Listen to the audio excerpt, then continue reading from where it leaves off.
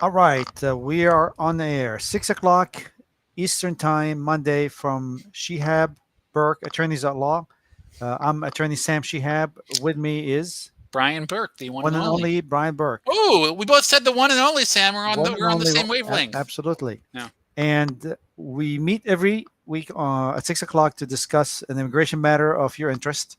We are an employment-based immigration law firm. We also do family immigration, and we bring every week a few minutes a development or something that is helpful to you, and talk about it, and then turn around and answer your questions. Spend an hour. Hopefully, we can uh, help you out with a question or an issue that you have that you would like clarification on. We are experienced immigration lawyers with many years of experience, and happy to spend the hour with you to discuss whatever you want to talk about. But before we go there, today we are talking about a new development in our sphere. Now, the extent of that and the impact of which is yet to be determined. Yeah. We are unclear how much expansive this new law will be in terms of our immigration practice or your privacy. But Congress had just passed a law, and the president had signed it into law on the weekend that significantly expands the U.S. government's ability to spy on you in the U.S. and outside the United States if you're not a U.S. citizen. Yeah. Now, clearly, they have laws to spy on you if you are a U.S. citizen, but this one If you're committing crimes, for example, yeah.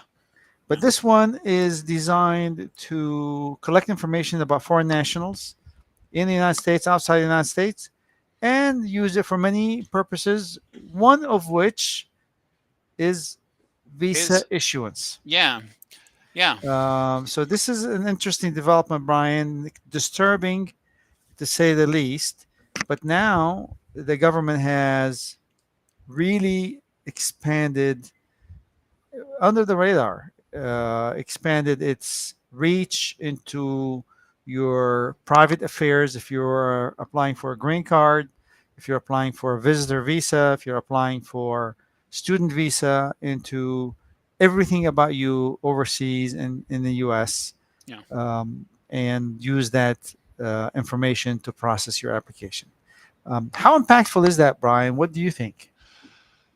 Remains to be seen, honestly. This is a law that I think just came in. It was signed on the 20th of April, literally, about a week ago. And more, looks, I think it was the 20th of April, but very recently. And I don't think we are anywhere near seeing the actual impacts of this. And it could, as with anything with government, can take them some time to come up with new rules to utilize their newly legally given under the law authority. But I figure it'd be a fun conversation for us to have to discuss sort of how we got here, and what really they might be looking at, and how it might be used, and how it might impact the average person who's out there. So for the longest time, the U.S. government had this surveillance law, and this is really was the byproduct of 911 or beyond, the new Yeah, generation of collecting that the information. Who knows what's my database looks like, or Brian's database looks like, or your database looks like with the government? What do they describe about you? What information they have about your habits, your hobbies, yeah. your disputes, your likes and your dislikes, your tendencies, all that kept in a electronic file somewhere. Yeah. So, I mean, I guess they've always. I think it's the law this comes under. It's dated back to the 70s. I think. I think it's after the Watergate Nixon thing. But fundamentally, you're right. After 9/11, they basically sort of expanded this program. It's about collecting data about you wherever it may be, and keeping it in the government database. And I And guess there's that's limit. not much difference than the totalitarian governments with that collects information about you anyways. I mean, the KGB did that forever, and Well, yeah, third world oppressive regimes did that forever, and now we are here the Well, free world, well, the we've had leader that. of the free world are doing exactly the same thing. Well, we've had this around since, again, post 9/11, the current version of this program that sort of gained some controversy. If anybody remembers a name Edward Snowden, he was the one who sort of whistle blew about the existence of this sort of collection programs. But I guess, Sam, the limitation, the government, the U.S. government is collecting data out there. I guess the limitation is, is anything done wrong, Sam? If they're not doing anything wrong with it, I guess is the fundamental question. What's an Right. excellent question. Yeah. So a distinction to be drawn, which I think it's a distinction without a difference, in my Mhm. opinion, but it is a distinction at least in the way the laws are written, is that the collection of data is one thing, the searching of it Yeah. is different. So Yeah. so we have a machinery, a massive machinery that's basically collecting data on everyone all the time. Yeah. Okay, so that's one thing. Backdoors with communications providers, for Yeah. example, collecting this data. Yeah. Yeah. And then we have the ability to search this information, and the law says it has to be reasonably likely to retrieve foreign intelligence, or in this case, visa related Oh yeah. intelligence. Yeah. So it was always on the list for foreign intelligence, right? And there was always sort of conversation and accusations that they were sort of overreaching in that, using it to collect information on more domestic issues relating to people from the United States. And I guess maybe I'll put it on my screen here for a second. I'll to show everybody sort of what the big change is in what's was passed as this part of the what's the name of the law? I just put it FISA? off. RISA. It's the it's the Reforming Intelligence and Security RISA. America Act. One of those classic silly names for a law. But again, this relates to what they can collecting data and searching through data. And I'm going to put it up on my screen here. The share my screen. Here it is. Share. Hopefully You're not this. sharing. Now you're sharing. Now I'm sure there it goes. It was flashing. So here's what they say. What they added to this Can you make it law. bigger? I shall do my best I don't think so. to make it bigger. There you go. I think I can. Now I've just lost my The vetting. spot. There we are. I think it's probably fairly legible here. Lost my spot again now. There we are. So that's called RISA, Yeah. Reforming Intelligence and Securing America Yeah. Act. And this is an amendment to FISA, the Foreign Intelligence Surveillance Act. And anyway, here's what they say. Vetting of non-United States persons. For any procedures for one of the more agencies adopted under this act, in consultation with the Director of National Intelligence, shall ensure that procedures enable the vetting of all non-United States persons who are being processed for travel to the United States using terms that do not qualify as United States person query terms under this act. So a non-U.S. person. So a U.S. person is defined as a citizen or a permanent resident, by the way. Yeah. Um, Therefore, if you do not have a green card and if you are not a U.S. citizen, you are the one that they have mentioned. You are the one that they're after. Yeah. And if you're coming to the United States and applying for a visa, you are precisely the person this law is written to collect information about you And use it. overseas and in the US. Both places, right? Yeah. To Yeah. make a decision about your visa. Yeah. So this is quite interesting stuff. Now, with the passage of this RISA, it has passed. Um, what do you think will change?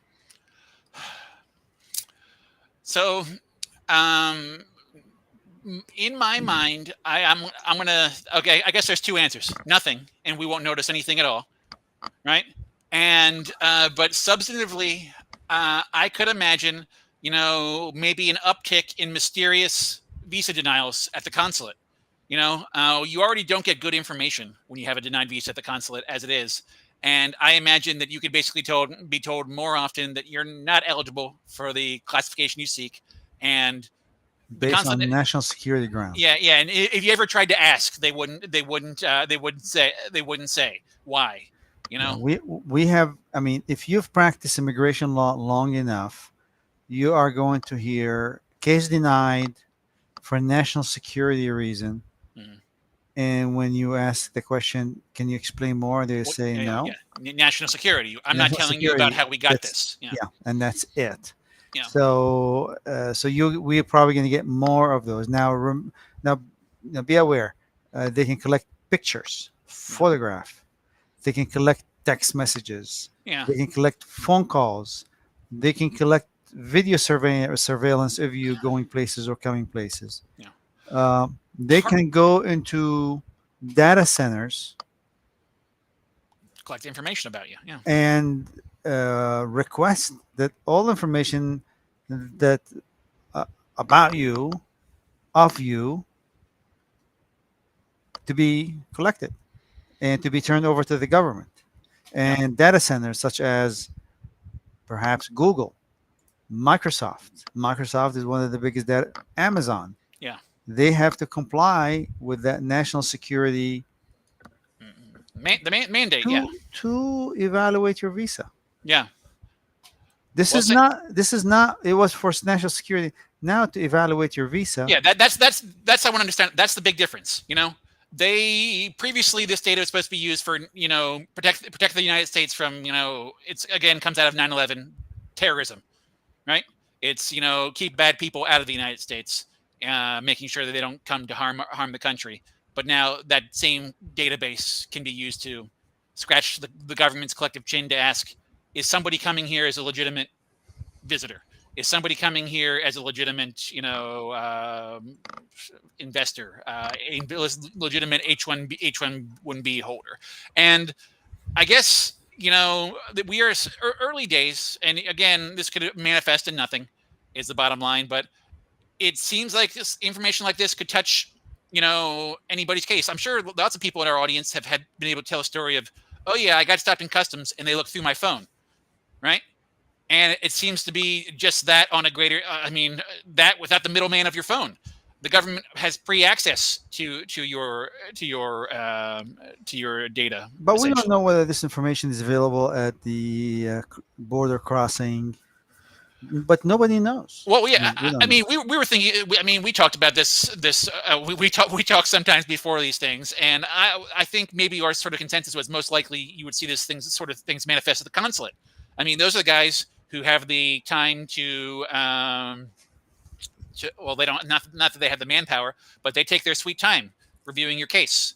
And that's something Does that that worries slow me. things down? Perhaps May, maybe. I mean, they we can't. don't. I mean, it's it's wide open, but it is not an accident to put that language in Oh there, yeah, Brian. yeah, yeah. I didn't have the time to do it. I wanted to look and figure out which particular congressperson or senator added. Maybe if this was part of the original drafted law, I don't know, or whether who amended It it to may add be it one in. of those 5 or 6 or 7 suspects. Yeah, I mean, yeah, it's not going to be somebody on the left for sure. yeah, But Biden signed it, didn't yeah. This is blink. a No bipartisan. I was reading problem. the Yeah. history. Bipartisan. I think it's approved like 64 to something in the Senate. Sort of bill. So that's the sort of thing that's out there. But people talk about things like oh, I can clear my phone. I can clear my phone. Wipe my phone before I come to the border. Well, you can't wipe your activities that they may have been sniffed up, already by the United States government as part of their international surveillance program. I Yep. guess, Sam, the question is, maybe I'm leading to, is how can you protect yourself from this sort of thing? Is there anything you can do to keep your information, your data, your secrets away from the arm of the United States government or the ever watching eye of the United States government? Well, it's a privacy question. It is not about hiding information. It's about hiding information that is personal in nature, but not necessarily negative on the visa. So, Sure. I mean, if you've done something bad and you are not worthy to be a member of the U.S. community, we want to know about that, Sure, and we want to they stop want to those deny your. guys. There's a legitimate Yeah. concern there to deny visas for that reason, Yes. but But what happened is gonna they're gonna broom a substantial amount of personal information that's completely benign, but it is completely you wish to keep it private, and therefore your privacy now is at risk as a yeah, human being simply because you have an interest to come to America. yeah. All I of a mean, sudden now they're into your bank accounts, they're into your intimate relationships, you're oh yeah, into into your political ideologies and that sort of thing, yeah and your business that's transactions, that's your always the yeah sort of the abuse that's is the potential the central concern of this program, that it's mainly said in defense of the United States citizens. You shouldn't, hey, U.S. government, you shouldn't be looking through U.S. citizen data because United States citizens have a right to not have their data searched. you yes know and I guess that's a distinction here, is basically foreign nationals don't have that right, and that's why they can essentially do this. yes. Agreed. Yeah. I agree. But what can you do to protect your private information? I don't think you can do much. Just be aware that, um, you know, th- don't. I mean, regardless of whether this law passes or this law does not pass, Well, I mean, yeah, really, you yeah, do not change how you do things, anyways. The way you should do things is assume that the government knows everything about you anyways. yeah. And if there's any concern, I mean, obviously you need to talk to your attorney and you need to make sure that it's clear, fixed, addressed. Um, Keep your applications clean. I don't think there is anything you would do different, Brian, because this law passed. Well, if you want to, In the way I look at it, there's not much you can do, and you shouldn't. The bottom line is make sure your application is clean. Um, all of us are human. We will make mistakes, whatever it is, be it some kind of a record or a filing doing something silly, document that you signed you should not have signed. You had somebody sign a document they shouldn't have signed. You presented a document. uh, I mean, you're just gonna have to come. You have to be. There comes a point in life where say, I gotta play this straight, because yeah. playing it other than straight is just if I'm into if I'm not a gambler, but if you're a gambler, then Mhm. do it. Well, I have to No. agree with you. I mean, obviously, the approach, and we're a bunch of attorneys, and that always has to be our approach. Anytime you sign any sort of U.S. government form for immigration, you're swearing to the truth and accuracy of everything in it.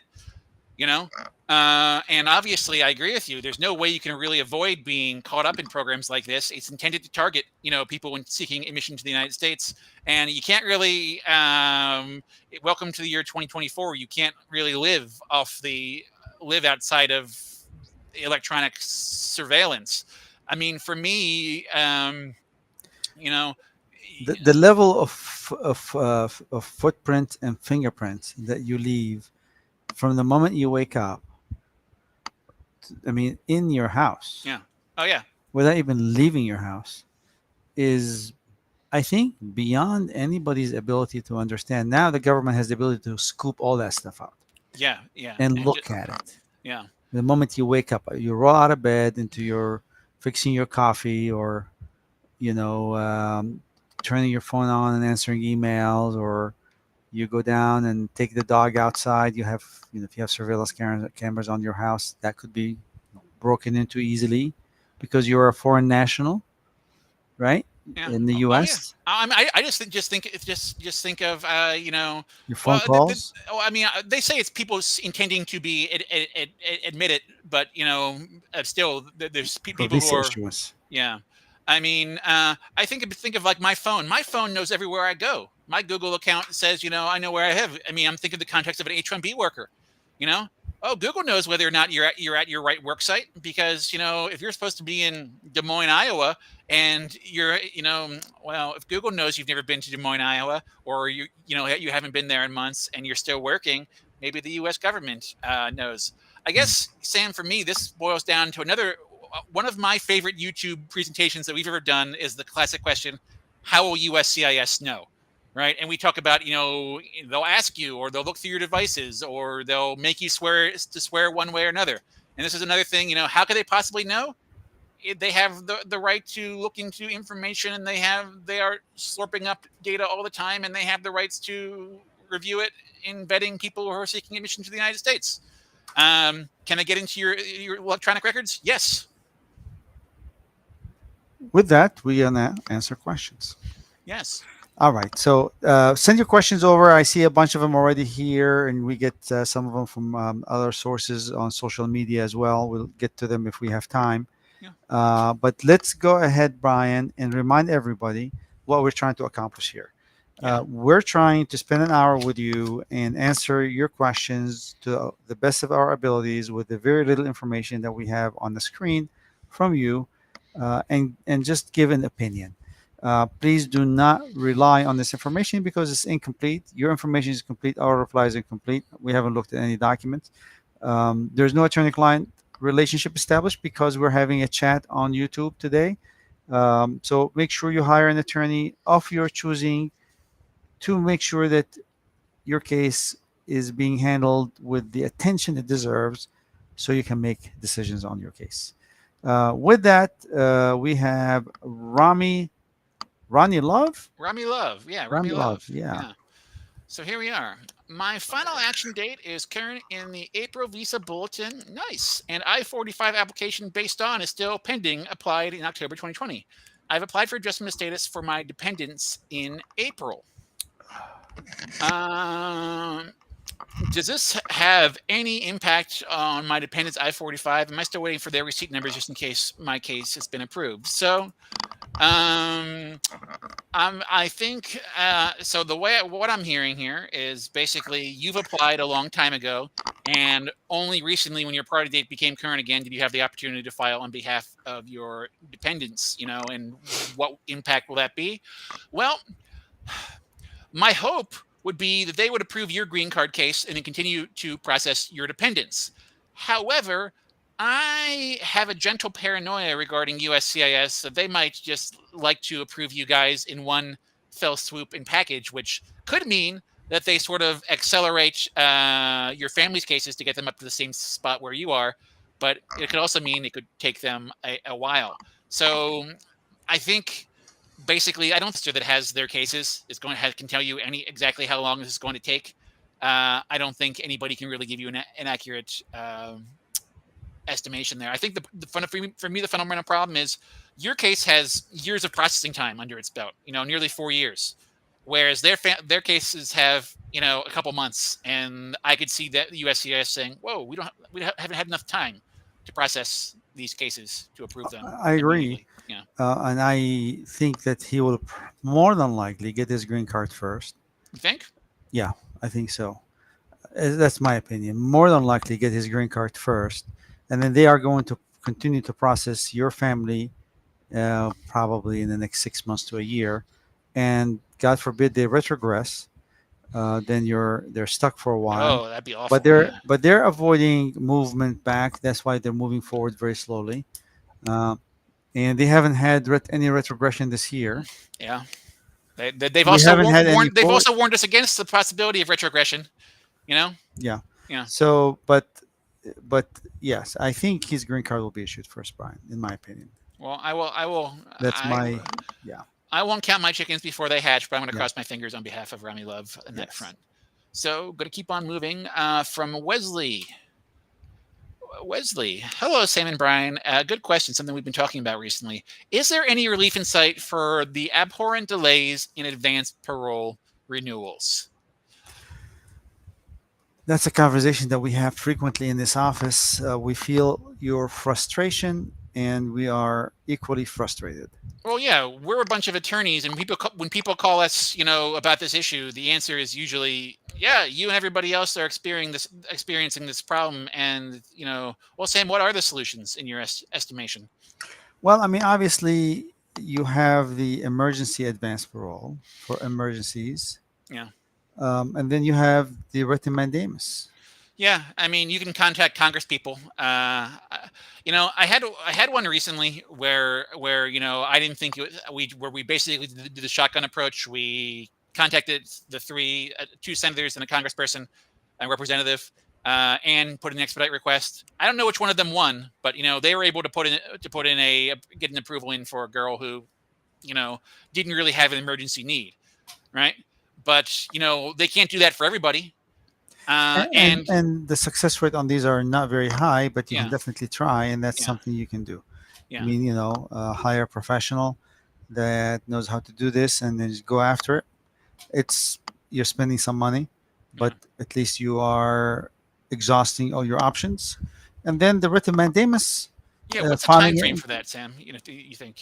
What's your No, I'm gonna. Well, I tell you what. I mean, I have filed written mandamuses this year. We filed them 25 years ago, yeah, and there's some of them they get resolved quickly. yeah? Hey, let's grab this thing and get it done. Well, I was Um, curious, when's the time to make that decision to file it, Sam? It's a great question. I'd say passing 12 months, clearly you make a case for it. Yeah, yeah. I would. That's when I started to feel comfortable. It's sort of a gut question, technically speaking, I think we can make an argument beyond 6 months, but I think I don't think you're going to, more time, add time to it. You have a better case is the Yeah. bottom line. Yeah. Yes. Yeah. Good. But that's a good question from Wesley. Yes. Um, Yes. So we're all going to right. keep on moving on here to So, Hari Guru, a frequent flyer here. yes. Hi, Sam and Brian. Applied AOS in October 2020. All four of us got EAD extension for 5 years. Awesome. AP is pending. Okay. Myself and younger kids on H1, H4, while wife and elder kid has moved to EAD. Ooh. Wife and elder kids move to EAD. Yeah, they want to work. I don't blame them, Hmm. Hmm. especially the kids. Now my employer is planning to apply for H1 extension, which is due to expire in 3 months. How can I be able to apply to H4 extensions to my wife and kid who started using green card EAD without moving out of the United States? I like the smile on Sam's face, and I think this is a very interesting question. I think my first level has to be, oh, I don't think they can, right? The way the law is, the way the But policy. why should they? Why should they? Because you're right, they don't need it. Uh, Zero. well, yeah. How about, yeah? I guess I'll put The this. only, the only, well, I mean, they need it. Well, I mean, Harry's going to disagree with me, rightfully, by the way. Yeah, He needs it because his older son and wife would like to go visit home, yeah, but and the AP is not approved, that's a very good point. so And they're stuck here. yeah, and I guess, I mean, here's the problem with that, getting that H4 approval, Sam. As soon as they get that H4 approval, you going to go to work the next day. They use the EAD, the green card EAD. That status is burnt up right there in our attorney estimation of that scenario. So if the H4 is valid, Brian, Yep. H4, the visa. Okay. if the H4 is valid because it says due to expire in 3 months, Mm-hmm. if the H4 is valid, Mm-hmm. but they are on EAD, Mm-hmm. can they leave and come back on H4, or is that be an abandonment of the H1B of the green card application? Well, I would have to go back and read that policy, but I'm semi inclined to think yes, because the policy that you and I are both thinking of requires you to be in valid status, leave, and come back to that same employer for the H1B. And the problem is, not everybody here is they're not in valid H4 status, you know, and so the hopeful answer is, well, one could leave and the answer, what you're asking the question, can they leave and come back on with H4 visas, taking that H1B approval to the consulate? And the answer is, I agree with you maybe, 100%. but there's I, inherent risk there. I wouldn't count on it. I wouldn't advise it. I think You the know? rule is talk about non-immigrants Yeah, on H1B and H4 traveling and coming back. yeah, It and doesn't they are talk not. about, yeah, Yeah, they're not on non-immigrant visa anymore, yeah, and therefore they cannot leave and come back. There's no way in which you can get back on H4 under the current circumstances. yeah. I'm inclined yeah, Agree. Yep. yeah, All right. So, Harry, sorry to disappoint you. yeah. And let's go to This the next one is a repeat from Rami Love. Rami Love got that question in early, and we seem to have got that. Okay. Yeah. Here is so wait for those straight numbers just in my case. My case. Yeah, So it's good. Harry has a Q number 2, right? Oh no. Did I miss? Did I miss one? Yeah. Harry has question number 2. My No, employer planning to apply for H1B, which is due. No, that's the same one. yeah, the same one. Yeah, yeah. So I'm going to go to this one, which is a good question, a topic we haven't talked about here for a while. From Selva Kumar, excuse me. Please let us know, is there any update regarding stamping in the United States as pilot run has been completed? You know, Absolute and total silence. yeah. It Sam, was all political BS. yeah, do you think that pilot program is gonna turn into, I don't know, a frequent service? The flame on that pilot is getting smaller and smaller and smaller. That is a very, I wonder what kind of pilot metaphor. I was going to try to turn it into an airplane one, which I couldn't quite work out. I like the concept of the pilot light metaphor, because I agree with you. Uh, I mean, when was this? This was announced as sort of a handshake, pat on the back sort of agreement between, there was a summit between the leaders of the United States and India. You know, we're going to make this thing happen, make everybody's lives good, and here we are. I'm not going to be holding my breath on the subject of long-term H-1B stamping in the United States. I mean, the requirements for the pilot program were already sort of, very full of hoops you had to jump through. As I don't know, Sam, I'm not going to bother talking much more on this. I'll believe it when I see it. Selva Kumar, we haven't heard anything. I'll believe there'll be a round 2 when it's announced, because we're clearly not optimistic on that front. Yep. So from Vishal. Hello, sir. Thank you for your service. I'm a green card holder. I am planning to enlist. Well, thank you for your future service. Does enlisting expedite naturalization process? If yes, by how much? I have 6-month-old new green card. Interesting. So this is naturalization through military service, I guess, is a question. And we've handled these before. It's been a little while for me though. Sam, do you recall the time frame? As a matter of fact, I was researched it recently, and I'm trying to remember. I think it's 1 year Yeah, you that's could what was apply. coming Yeah, to but I mind. have to tell him that I don't have I mean, it's everywhere, Yeah. so it's not a complicated issue. Does enlisting expedite necessarily positive view? How by how much? I have a 6 month year old new green. Yeah, so I think it's natural. You have to be. Let me see here. You have to be. In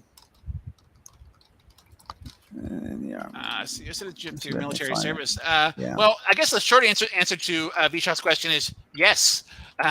Is that they provide, Yeah, 1 year during peacetime. yeah, 1 year during peacetime, but are we still in a time of I don't think so. We're not. I don't think so. I thought we were still considered to be in a time of war, world on terror, war, war on terror sort of times. No. Well, I mean, so Yeah, service during periods of hostility which have existed from September 11th, 2011, 2001, excuse me, until present. That's still on the USCIS website here. So, so go ahead, Sam. yeah, so I don't know what that period is. So it's going to be less than that. Yeah. I guess the short answer is, Vishal, yes, there are ways to citizenship through military service, and it can work in your favor. Um, Yeah. yeah, so I think it's yeah. I don't have that information handy Yeah. during hostilities. So, but at least it's less than 1 year. That's for sure. Yeah. Yeah. Yeah. There you go. All right, let's take the next one, Brian. Yeah, a good question here. What is the average processing time for employment-based adjustment of status that you have witnessed this year? Well, that is a tough one to answer, and I will give you my take as to why it's tough. Because the approvals that we're seeing, a couple reasons, I guess, that it's tough to answer. So dates went very far forward, right? And as you've seen in our audience here, there's tons of people who have had pending cases since October 2020, and we've seen people like those folks getting green cards as their priority date has slowly ticked into currentness. And those people have had extraordinarily long processing times, again, nearing 4 years now for their green card applications. And um, that's that. I guess it's the challenge is that most people aren't filing their green card application when their priority date is final action current. They're filing it beforehand based upon dates for filing, and dates have moved back and forth a whole lot in the last while. I mean, I think I sort of have to apply my general guesstimates and changing upon cities that you're located in, whether they want to interview you and what office is doing it. You know, a year to 12 to 16 months is my guesstimation with a current priority Right. date going I, going in I would first. agree with that Yeah, estimation. Yeah, yeah, 18 months yeah, is what I'm seeing. yeah. Yes. So, a really great question. I think I like it when people's questions sort of dovetail on another one. It means we have a good conversation in our chat. Following up on Hari's question relating to H4s and EADs, is there any government website you know person is on either H4 EAD or AOS EAD? Well, yes, that's one of your favorite, Brian. Go ahead and take it. Sure. To answer the first question, no, there is not such a website. Um, you make the choice to be on whichever one you're on when you utilize whichever one you're on. For all and how would the government ever know? I guess so. Let's say you have an H4 EAD and adjustment of And you status. even come back. Yeah, You present your H4 and you come back. yeah. You Um, I would argue you're on if you come with your H4 visa and you use that H4 EAD, you're on H4 status. right, And as long as you maintain your H4 EAD, you're good. But I guess Sam, this runs kind of creates an interesting hypothetical in my mind. right. Let's say you used your adjustment you had H4 Hmm. status, but then you used your adjustment of status EAD, right? And then you left the United States and you came back on H4 status. You stopped working, and then you used an H4 EAD. Should they consider your adjustment of status abandoned in that scenario?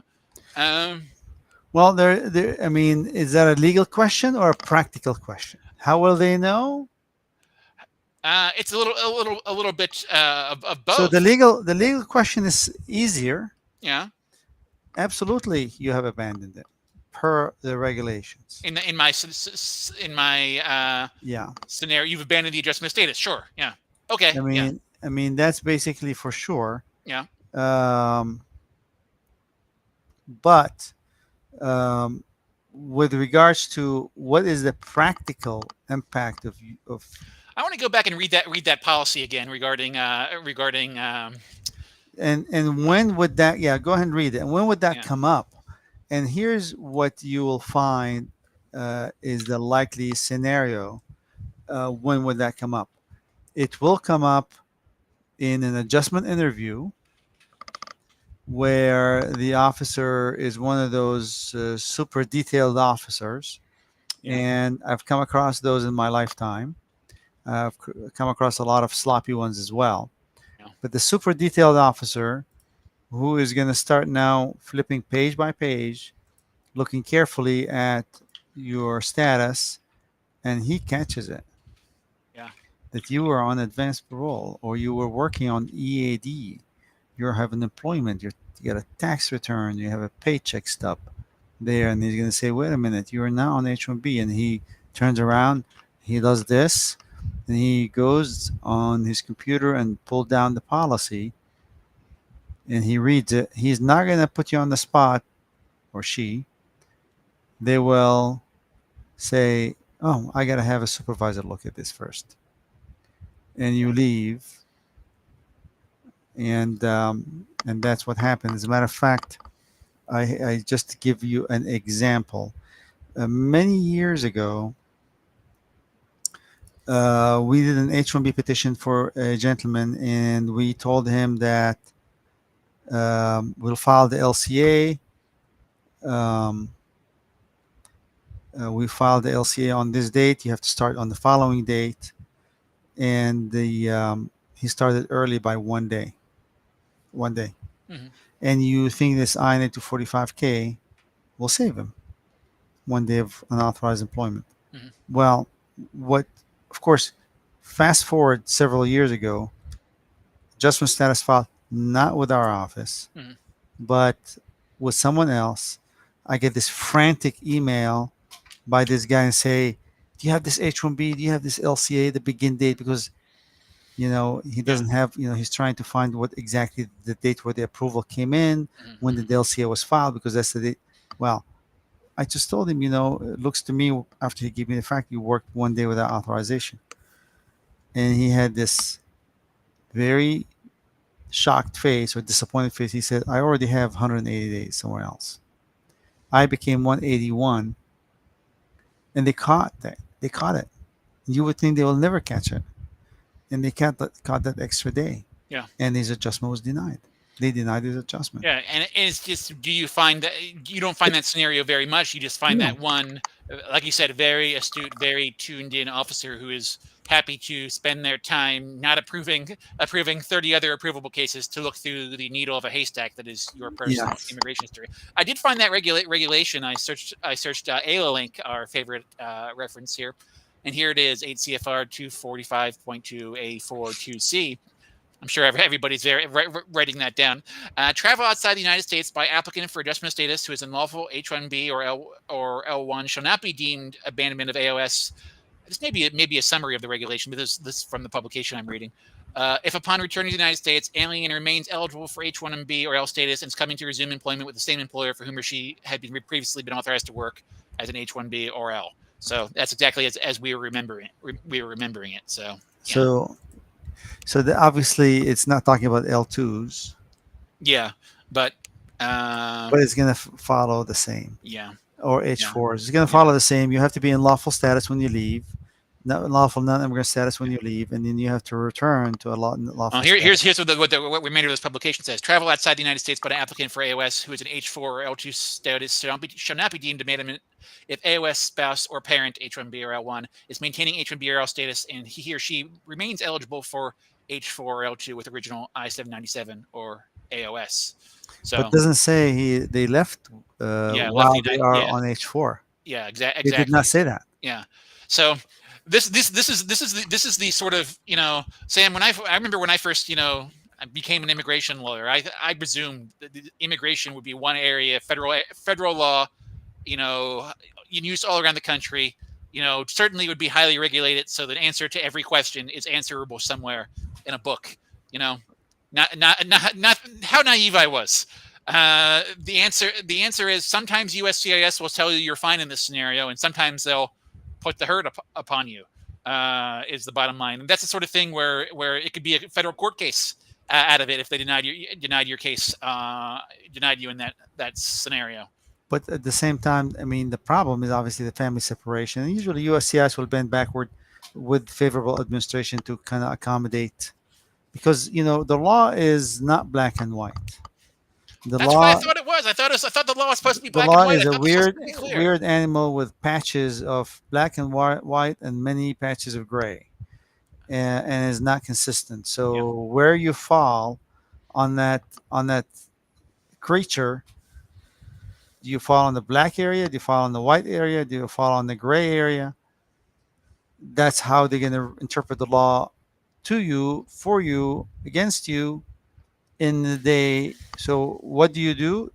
You try to be as conservative as you can, yeah, and that's really the answer. yeah, yeah.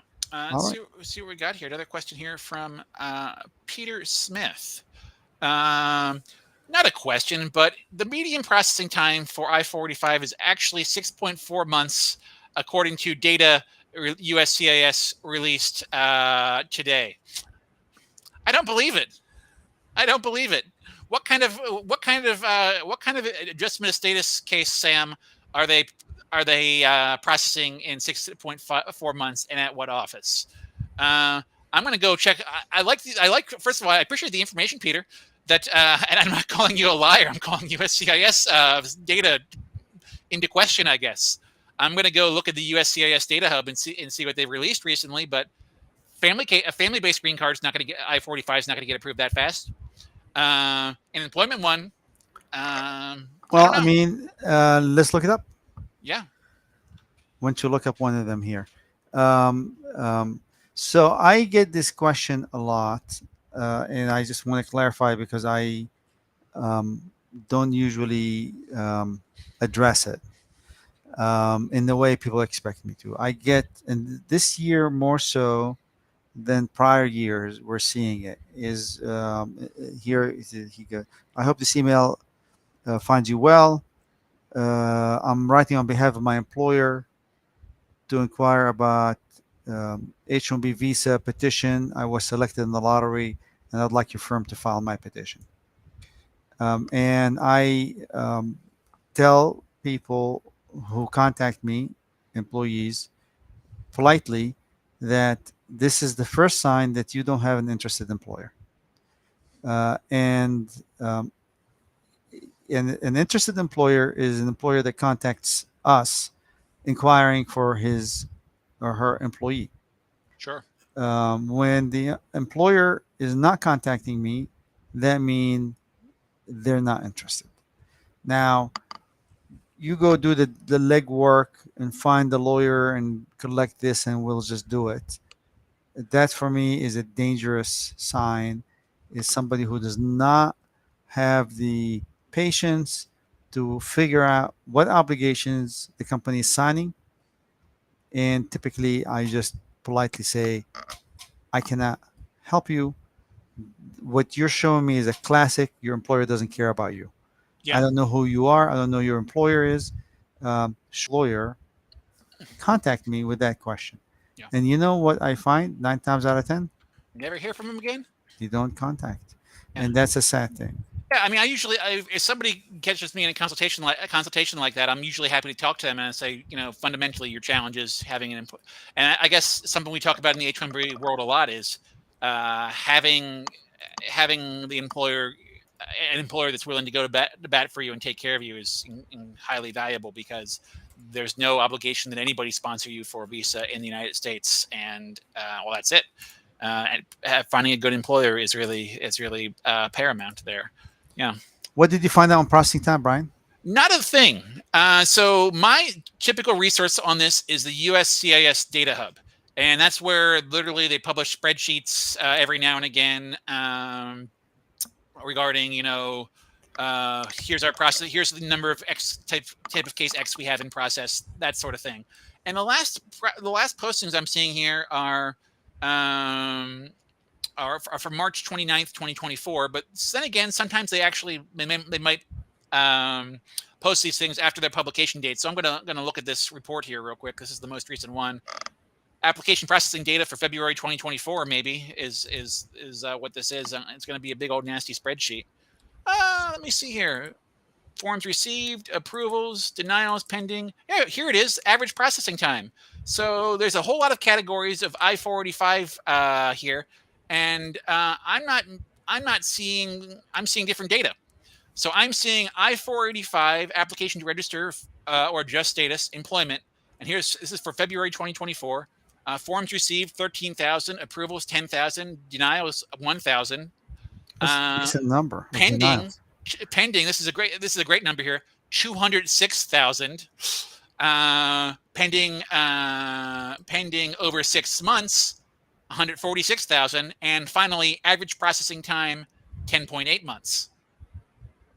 So there you go. I'd be curious to hear Peter chime into which particular data. I mean, I do see 6.3 months for application for naturalization, but I'm not seeing 6.4 months anywhere on here. I am seeing, family-based adjustments about where we expect them as well. 13.2 months, Sam. Kind of right, not that far off from employment. So I'd be very curious to see where Peter was getting that data, because what can I say? I love USCIS data. We haven't taken Give a dive into USCIS data for a while, Sam. Yeah, give Peter Smith some time, and let's go to Jinathi Kumar. Yes. So, a comment that made me smile. Good evening, both. I'm 2024, July 30th priority date. 2014, by I the know, way. I know. As soon as I saw that, I saw that question came in, I said, "Oh, wait a minute, that doesn't make much sense." And there's a follow up that confirms that date is July 2014. 2014, July 2014. Yeah, I think the 2014 question is coming. Looks like it's a huge number of 2014, and I think we're mid 2012. Yeah, I think we're in August 2012 for EB. Yeah, Well, so that's 2 years. yeah. I mean, Um, that's 2 years minimum. Yeah, I mean, they said, well, just as we said, they have 200 some thousand employment-based green cards in their inventory apparently, and they say they had enough to cover years of visa bulletin. I'd say the optimism I would have for Jayanthi is that your priority date is a spot where they've given away green cards before, right? And that thins the metaphorical herd out in terms of dates they have to get through. I mean, if there were, I don't know, 5,000 people with priority dates in July of 2024, and they gave away green cards to 2,500 of them, that means the dates can move forward. All the dates are moving forward right now. EB2, EB3, India are dates that they've made current in the past couple of years, and we know people with dates further ahead of you have gotten green cards because they've told you, because they're rude and they're happy to tell you that, well, my priority date's after yours and I got a green card. And they're not rude; they're just happy, I guess. But that's my point of optimism. We're not seeing quick movement. I guess we'll get a taste of what's to come when we see the October visa bulletin, right? Yes. Yeah. With that, Brian, I think we're coming to the end I got of the question. Do you have anything? question here from Pathik Patel. Okay. What's the thoughts on advanced parole, paper approved copy, not attached AOS EAD, international travel, and H4 renewal on return? A very popular sort of question today, and because there's multiple people asking in here. It doesn't work for me, Sam. Well, there's not much you can do about it. Well, yeah. I mean, my answer has to be no. They shouldn't approve that, because when you enter the United States using your advanced parole, you are a parolee. You're allowed to stay in the United States, and you have a pending adjustment status, and that allows you to stay as long as it's pending. But you are not technically, from the immigration lawyer's perspective or the immigration services perspective, in status. And the general rules of status are that you have to be in status to request status. And there are some exceptions on that, but if I'm going to read those conservatively, and that's kind of what we have to do, is that you shouldn't be able to, well, using advanced parole and coming. It depends. It all depends upon exactly the facts. The question, the exact question that's asked here, and the exact facts in the background. I'm sort of forgetting, the scenario that Pratik asked about earlier, but if you are out of status, generally speaking, you cannot get back in, and there's very narrow Well, exceptions. we're not going to say out of status, not in status. Not in status. Yeah, unauthorized to be in the United States through other means. Yes. Yeah. So, well, that's the last question we seem to have here live. Sam, do you have any more in your other queue? No, I don't, Brian. Today, I think today is a good day. We answered all the questions, which is great, and we will look forward to seeing you guys next week at 6 o'clock and answer more of your questions and bring you another topic of interest. Until then, you guys have a wonderful